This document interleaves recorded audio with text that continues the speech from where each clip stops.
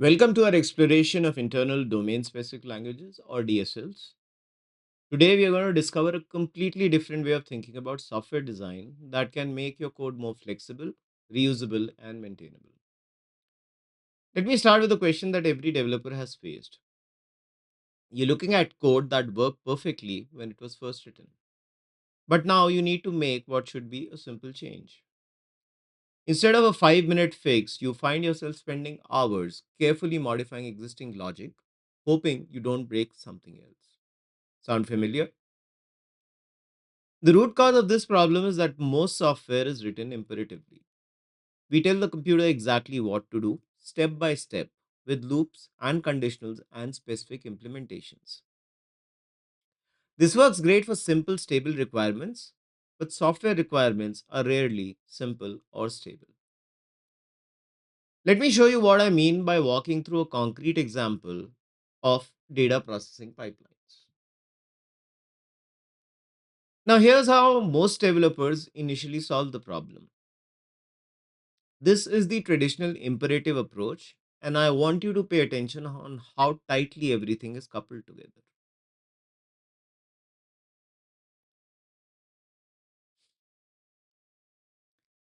Now, let me quickly walk you through what's happening here. We start with the first step, which is the extract phase, where we are reading from a CSV file.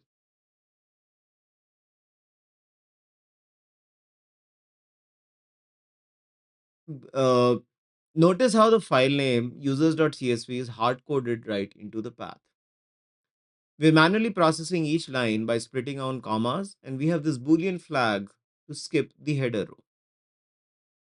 All of this CSV parsing logic is specific to this exact file format.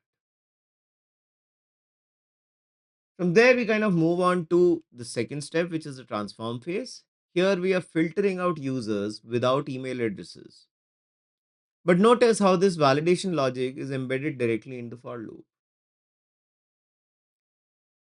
The condition is scattered right in the middle of a processing logic. We are also adding a hard coded country field set to India. Finally, step 3 is the load phase where we are writing JSON. Again, the output file name is hard coded, and we are manually constructing the JSON array with brackets and commas. This code works, but look at the problems.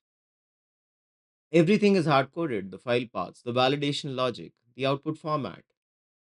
The logic is scattered throughout the method. If you need the same email validation elsewhere, you'd have to extract it and figure out how to parameterize it. There's no reusability. This method does exactly one thing with exactly one set of data. And it's difficult to test and debug because if something goes wrong, it's hard to isolate which step failed. Now, let me show you how the same functionality looks when expressed through an internal DSL. This represents a completely different approach to solving the same problem. Look how dramatically different this is. Instead of imperative steps telling the computer how to read a file, how to loop through records, and how to write JSON, we have declarative descriptions of what we want to accomplish. The read from method says read from a CSV file without specifying the passing details. The filter by method says keep only records that have an email field without embedding the logic in a for loop. The transform method says add a country field as a separate composable step. Now, what's changed here isn't just the syntax, it's the entire structure of the solution. Instead of imperative steps, you have declarative descriptions. Instead of hard coded logic, you have composable components. Instead of a monolithic method, you have a reusable pipeline definition. But here's where the real power comes from. When requirements evolve, look how easy it becomes. Notice what's happening here. We're composing the same building blocks in different ways. The filter by method with the email check is the exact same component as before. We are reusing it without any modification. We can stack multiple filters, first checking for the email field, then filtering by revenue. We can stack multiple transforms, adding both a tier field and a country field. Each piece is independently testable and reusable.